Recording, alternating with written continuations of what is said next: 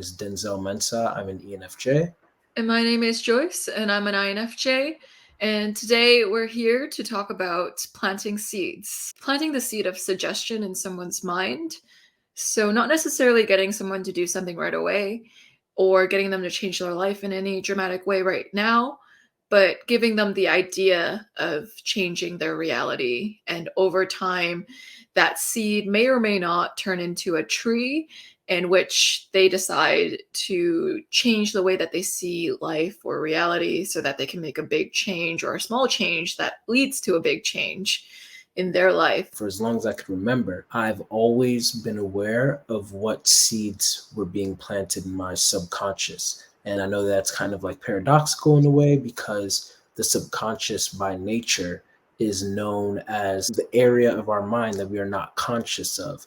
Granted, I do believe that NI as a function dances on the line of the subconscious. So it's not to say that NI users are aware of everything that's in their subconscious, but I do believe that they are tapped into, or they get as close to the gate or the fence, the boundary, as much as they possibly can ever since they were children. Like, just the way their mind is naturally wired, that they do have more of an ability to be able to peer over the fence and get glimpses of what's in their own subconscious, and then understanding those patterns to be able to understand what's in the subconscious of other people's. If we're not careful of the content that we consume, the things that we see, and we don't guard what's being planted in our heads, I think that could be a recipe for disaster in the future. But just like there are bad seeds, there are also good seeds, and then there are also neutral seeds. I plant seeds for the betterment of other people. If I think it'll help their dynamic, their relationship for FE reasons, I will plant that seed because I want the best for them. And sometimes to do that, you have to do it indirectly and not fully force them to do things. I think getting people to buy into their own decisions is extremely important. The biggest thing that I think every NJ deals with is doubt. Not from themselves, but from other people.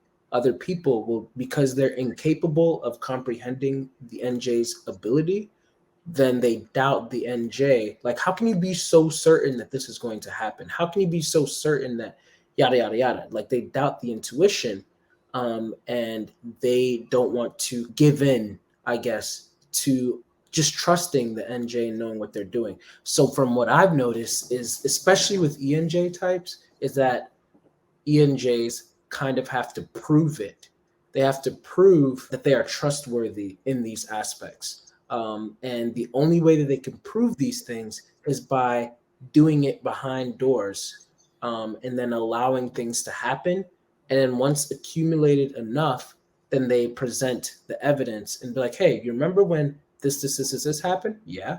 And remember when this, that happened? And you present like 3 to 5 cases in the past that the person really distinctly remembers. And then you're like, yeah, I was behind all of that.